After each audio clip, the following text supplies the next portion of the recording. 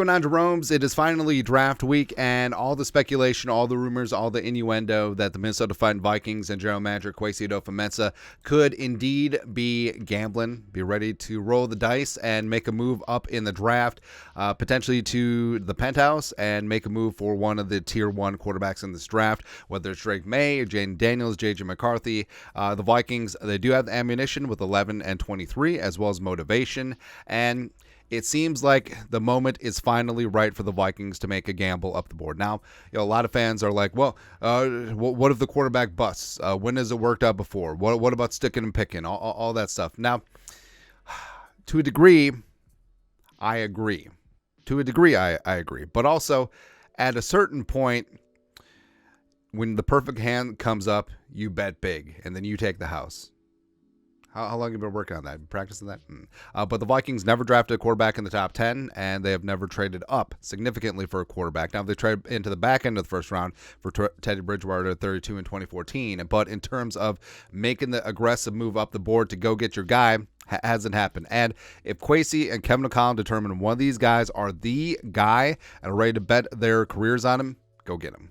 Go get him, man. And of course, the two examples of teams making an aggressive move up the draft board have been Patrick Mahomes of the Chiefs as well as Josh Allen of the Bills. Now, yes, Dan Orlovsky, ESPN, he of the 11-yard end zones put out there. I wonder if the Bills and Chiefs regret all those assets they gave up to get Josh and Patrick. And that's a lot what the main pushback is from fans who are like, okay, you're giving up 2-3 first-round picks and some change to go get your guy. Sure. But when the Chiefs went and got their guy in 2017, moving from 27 to 10. Ironically, it was with the Buffalo Bills that they made the trade for.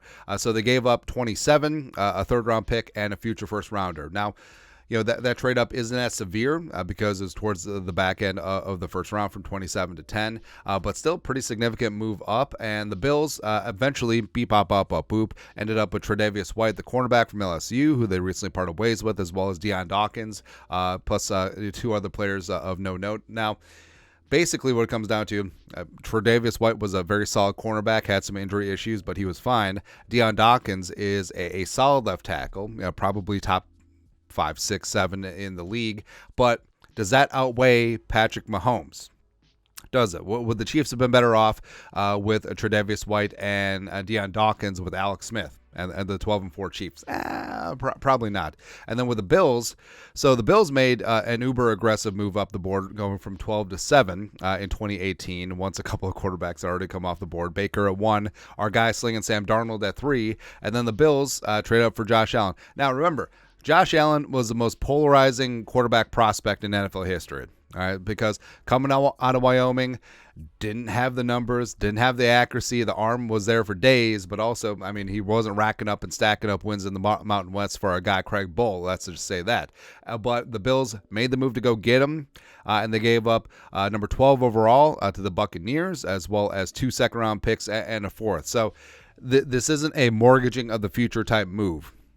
And props for Brandon Beane for making that aggressive move and getting your guy. Now, the Bucs did end up with Vita Vea, who probably the second best nose tackle in the league behind Dexter Lawrence. Then you got M.J. Stewart. Didn't work out. Carlton Davis did work out for a couple of years. He's a very solid cornerback. But bottom line, it's like the Bills, they made the move, they found the guy, and they bet everything on Josh Allen. And GM Brandon Beane had talked about it before. It's Catherine Fitzgerald, beat writer for the Bills. Brandon Beane reflecting on trading up for Josh Allen, quote, we got criticized a little bit for how much we gave up for Josh. And I'm like, well, if he doesn't work out, I'm not going to be here anyway. And if he does work out, nobody's going to give an ish. And that's what it comes down to. Basically, so say the Vikings and Kwesi, they gave up 3 first-round picks, 11, 23, and the future first-rounder to go get their quarterback, and it doesn't work out. Kwesi's going to be fired. Same thing with Kevin O'Connell. It is what it is.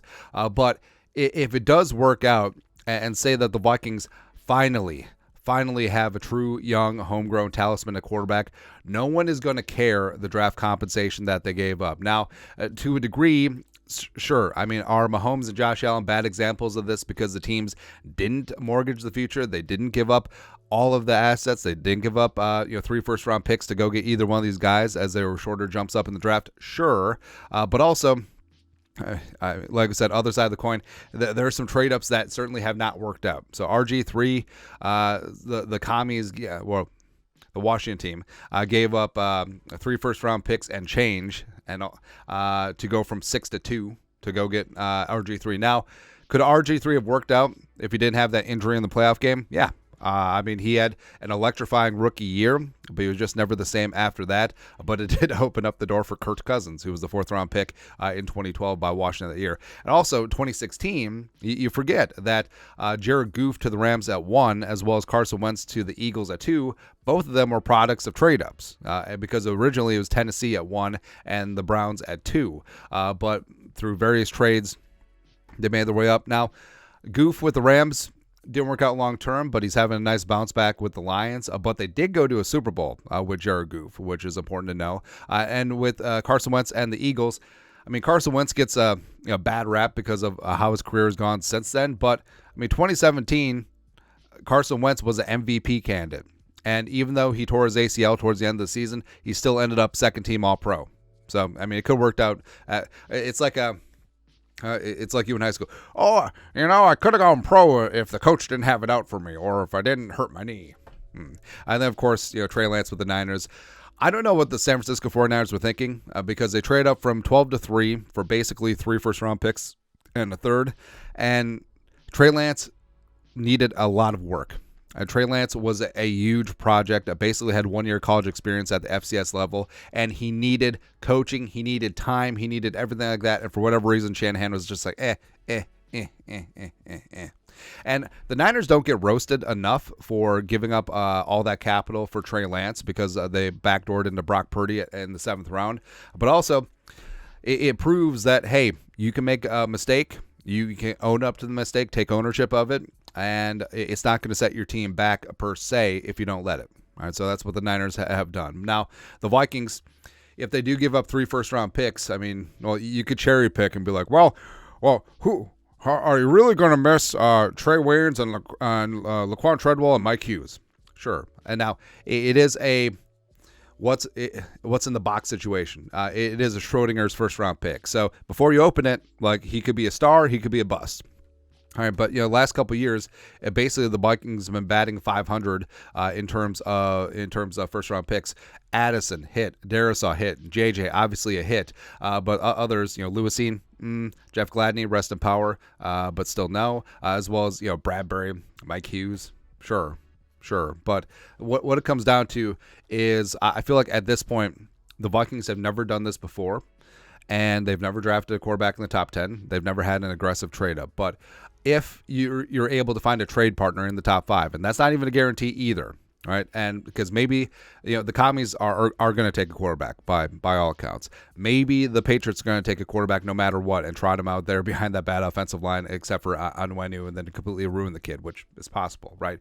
Or maybe the Cardinals don't want to trade down. Maybe the Chargers don't want to trade down. Maybe the Giants take a quarterback. Maybe they don't. So maybe this exercise is all moot. But if you find the guy, like if they're completely sold that May is the guy, or Daniels is the guy, or McCarthy is the guy, or hell, maybe even Penix is the guy, go get him.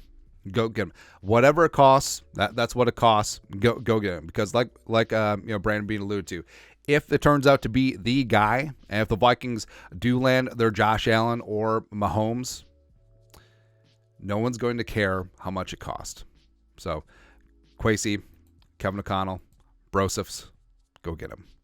Go get your guy. But your thoughts are thoughts. Got to pay the cost to be the boss. Let us know in the comment section below. Subscribe for daily Vikings takes. Want to support the work? Put a little something in the Venmo. But till next time, Skol, production value.